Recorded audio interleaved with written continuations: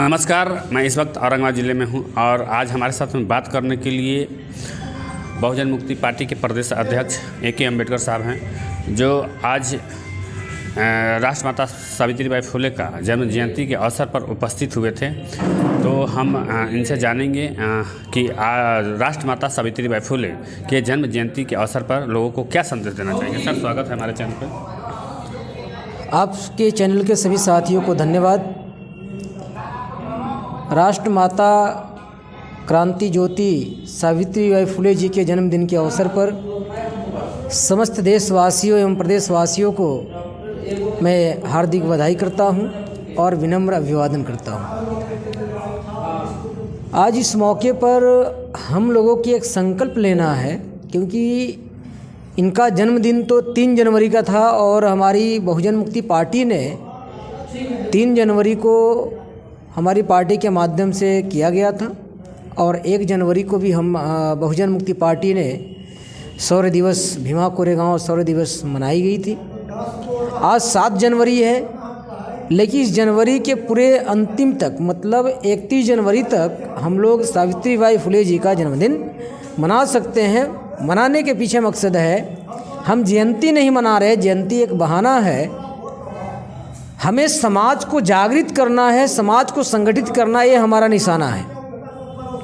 तो इन्हीं सारे बातों को ध्यान में रखकर आज 7 जनवरी को राष्ट्रमाता सावित्रीबाई फुले जी का जन्मदिन मनाने की भारत मुक्ति मोर्चा के बैनर तले लगाई गई और इस कार्यक्रम में मुझे अतिथि के तौर पर भारत मुक्ति मोर्चा के तमाम कार्यकर्ताओं और पदाधिकारियों ने और भारत मुक्ति मोर्चा के अध्यक्ष कमलेश यादव जी ने मुझे आमंत्रित किया था और मैं इनके आमंत्रण पर इस कार्यक्रम में मैं शारीक हुआ। तो इस मौके पर सावित्रीबाई फुले जी को शिक्षा की देवी कहा जाता है। उन्होंने जो कष्ट कर के जितना अपमान सह कर के और जो पढ़ाने का जो कार्य करती थी, लेकिन आज की जो नई शिक्षा नीति जो लागू किया गया है, सर इस पर क्या करना चाहिए। नई शिक्षा नीति ये पूंजीपति उद्योगपतियों को ध्यान में रखकर वर्तमान बीजेपी सरकार ने बनाई है। नई शिक्षा नीति की वजह से Bahujan Samaj SC ST OBC के बच्चों को, माइनॉरिटी के बच्चों को शिक्षा से वंचित करने के लिए एक कार्यक्रम सरकार ने बनाई है। और नई शिक्षा नीति आने की वजह से जो BA की डिग्री 3 साल में मिलती थी, अब वो BA की डिग्री 4 साल में मिलेगी। जो BA की डिग्री 20,000 में मिलती थी, अब वो डिग्री 20,000 नहीं बल्कि 80,000 में मिलेगा, क्योंकि अब सेमेस्टर वाइज कर दिया। सेमेस्टर वाइज में प्रत्येक 3 साल में 6 सेमेस्टर होगा, 4 साल में 8 सेमेस्टर होगा। प्रत्येक सेमेस्टर में एडमिशन लेना होगा, प्रत्येक सेमेस्टर में परीक्षा देना होगा, प्रत्येक सेमेस्टर में परीक्षा फॉर्म भरना होगा। तो इस प्रकार से जो SC ST OBC माइनॉरिटी के बच्चे हैं उनको शिक्षा से कैसे वंचित करना है, एक कार्यक्रम नरेंद्र मोदी जी की सरकार ने बनाई है। अब ये इनको शिक्षा से वंचित क्यों करना चाहते हैं? इसलिए करना चाहते हैं कि जो विदेशी कंपनियां हैं, भारत में जो कंपनी लगा रही है उसमें लेबर चाहिए, उसमें मजदूर चाहिए। तो जिसका बेटा बेटी मेडिकल किया रहेगा, BSc किया रहेगा, MSc किया रहेगा, पॉलिटेक्निक IIT किया रहेगा, तो उनके बच्चों को नौकरी चाहिए। मजदूरी कर नहीं सकता है, लेबर बन नहीं सकता है, सरकार को लेबर चाहिए, मजदूर चाहिए। तो ये मजदूर बनाने के लिए सरकार किसी को डायरेक्ट मजदूर नहीं बना सकती है, तो पहले उनको मजबूर किया जाए। तो मजबूर करने के लिए शिक्षा को इतना महंगा कर दिया कि SC ST OBC माइनॉरिटी के बच्चे शिक्षा ले नहीं सकते हैं। नहीं लेंगे तो मजबूरी में पढ़ेंगे नहीं, जब मजबूरी में पढ़ेंगे नहीं तो जिंदा तो रहना पड़ेगा। तो जिंदा रहने के लिए वो मजदूरी करना ही है। तो मजदूरी के नाम पर वो कलकत्ता, बम्बे, हावड़ा, दिल्ली, बनारस, बम्बई, मद्रास, चेन्नई जाएंगे वो मजदूरी करने के लिए। जहां विदेश की 27,000 कंपनियां भारत में लगाने की फैसला लिया है, वो धीरे धीरे लगभग 6-7 हज़ार कंपनी लग चुके हैं, उनमें मजदूर चाहिए।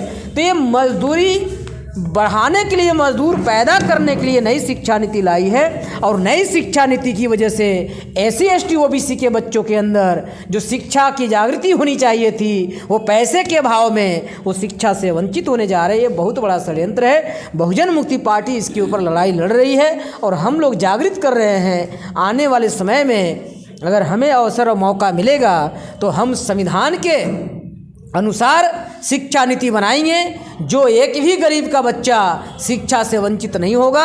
ट्यूशन कोचिंग करने की ज़रूरत नहीं पड़ेगी। जो पढ़ाई होगा सभी के लिए एक ही पढ़ाई होगा। ये शिक्षा नीति बनाया, लेकिन राष्ट्रपति का बेटा अलग होगा, राज्यपाल के बेटा अलग पढ़ेंगे, मजदूर का बेटा अलग होगा, किसान का बेटा अलग होगा। शिक्षा नीति अगर एक होती तो चपरासी का बेटा हो, कलेक्टर का बेटा, किसान का बेटा हो या मजदूर का बेटा, डॉक्टर का बेटा हो, इंजीनियर का बेटा, मुखिया का बेटा हो या मुख्यमंत्री का बेटा, प्रधान का बेटा हो या प्रधानमंत्री का बेटा, राज्यपाल का बेटा हो या राष्ट्रपति का बेटा, सबको एक ही स्कूल चाहिए, एक ही सिलेबस चाहिए। ऐसा नरेंद्र मोदी जी ने कोई नीति नहीं बनाया। इससे सिद्ध होता है कि हमारे बच्चों को वंचित करने के लिए बनाई गई है। इसकी लड़ाई हम लोग लड़ेंगे। बहुत बहुत धन्यवाद हमारे चैनल पर बात करने के लिए। ये थे AK अम्बेडकर, बहुजन मुक्ति पार्टी प्रदेश अध्यक्ष बिहार। अब हमारे साथ में बात करने के लिए भारत मुक्ति मोर्चा के जिलाध्यक्ष कमलेश यादव जी हैं। हम इनसे जानेंगे कि जो आज का जो कार्यक्रम हुआ, सम्मान समारोह एवं राष्ट्रमाता सावित्रीबाई फुले जयंती, और इसी में तीसरी बार बामसेफ के जिलाध्यक्ष चुने गए जितेंद्र भारती जी। इस तमाम विषयों पर सर क्या कहना चाहेंगे आप? बहुत बहुत आपको धन्यवाद। आज हम लोग राष्ट्रमाता सावित्रीबाई फुले का जन्म जयंती औरंगाबाद जिले के पटेल भवन में मनाए हैं। और साथ ही साथ जो हमारा संगठन है बामसेफ, उसका हम लोग जो जिलाध्यक्ष हैं, आज उनका कार्यकाल समाप्त हो रहा था, तो आज हमारा जितना भी विंग्स है, सारे विंग्स मिलकर हम लोगों ने फैसला किया कि अभी औरंगाबाद का जितना भी जो पद पर जिलाध्यक्ष हैं, उपाध्यक्ष हैं और जो सचिव हैं, अभी 1 साल के लिए पुनः बहाल कर दिए गए हैं। और साथ ही साथ हमारा जो एक आगे सुनियोजित कार्यक्रम है EVM के विरोध में, जो कि 4 चरण में था। एक चरण हम लोगों ने 5 जनवरी को कलेक्टर को ज्ञापन दिया है। उसके बाद 10 जनवरी को हम लोग धरना प्रदर्शन करेंगे और 14 जनवरी को रैली प्रदर्शन करने जा रहे हैं। 5 चरणों में ये कार्यक्रम? हाँ जी, 5 चरणों में है। उसके बाद यदि सरकार या चुनाव आयुक्त जो मुख्य निर्वाचन आयोग है, यदि वह बात को नहीं मानती है अथवा कुछ फैसला नहीं सुनाती है, तो हमारा संगठन राष्ट्रव्यापी संगठन है, तो हम लोग पूरे राष्ट्र से, पूरे देश भर से कम 5 लाख लोगों को मोर्चा लेकर मुख्य निर्वाचन आयोग नई दिल्ली को घेरने का कार्यक्रम हम लोगों ने बनाया है 31 जनवरी को चलने के लिए। जी, साथ ही जो कार्यकर्ताओं जी कार्यकर्ताओं को सम्मानित किया गया। आज जो है हम लोगों ने काम किया ताकि जो हम लोगों ने जो भारत मुक्ति मोर्चा और बामसेफ के जो थे प्रखंड स्तर पर, हमारे जितने भी प्रखंड अध्यक्ष चुने गए, चाहे वह बामसेफ के हो या भारत मुक्ति मोर्चा के हो या बहुजन मुक्ति पार्टी के हो, सभी को हम लोगों ने स्वागत किया, सम्मानित किया। और उन लोग से अपेक्षा किया गया कि उन लोग इस हमारी जो विचारधारा है, उस विचारधारा को अपने अपने क्षेत्रों में बढ़ाएंगे, ऐसा उन लोग आश्वासन भी दिए हैं सर। तो ये जो 31 तारीख का जो कार्यक्रम है मोर्चा ले जाने वालों में कितने संगठन के और कितनी पार्टी के लोग आपके साथ में साथ? जी, अभी हमारे जितने भी सहयोगी संगठन है, बहुजन मुक्ति पार्टी है, राष्ट्रीय किसान मोर्चा है, भारतीय विद्यार्थी मोर्चा है, और भी बहुत ऑफशूट विंग्स है, महिला का भी मेरा का है संगठन, और भी है अल्पसंख्यक भी है मोर्चा का। तो बहुत सारे विंग्स ने हमारे साथ है आज आकर इसमें सहमति व्यक्त किए हैं कि हम भी आपके कार्यक्रम में चलेंगे। तो वैसे और भी जो राजनीतिक पार्टियां हैं उनके लिए क्या संदेश देना चाहेंगे? वो भी EVM जी चला रहे हैं, तो अभी शामिल किया जा सकता है क्या? जी बिल्कुल। अभी जो 4 राज्य में जो चुनाव हुआ, जिसमें 3 राज्य में बीजेपी आई, इससे बहुत सारे जो राजनीतिक पार्टियां हैं, सारे लोगों ने खुलकर बोलना शुरू किया कि EVM में घोटाला होता है, EVM में चोरी की गई है। हालांकि उससे पहले हम लोगों ने भी बहुत सारे मोर्चा निकाले थे ईवीएम के खिलाफ में, हम लोगों ने भारत भी बंद किया था, लेकिन कोई राजनीतिक पार्टी सुनने के लिए तैयार नहीं था।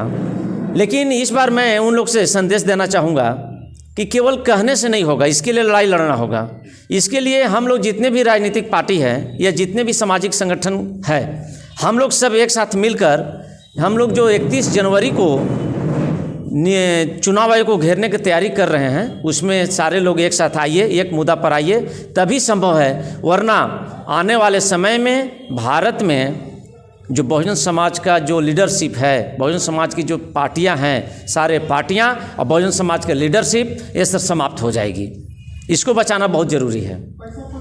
चलिए, बहुत बहुत धन्यवाद। ये थे भारत मुक्ति मोर्चा के जिलाध्यक्ष कमलेश यादव जी, जो आज अपने ही बैनर के तले ये कार्यक्रम सावित्रीबाई फुले जयंती व कार्यकर्ता सम्मान समारोह आयोजित किया गया था।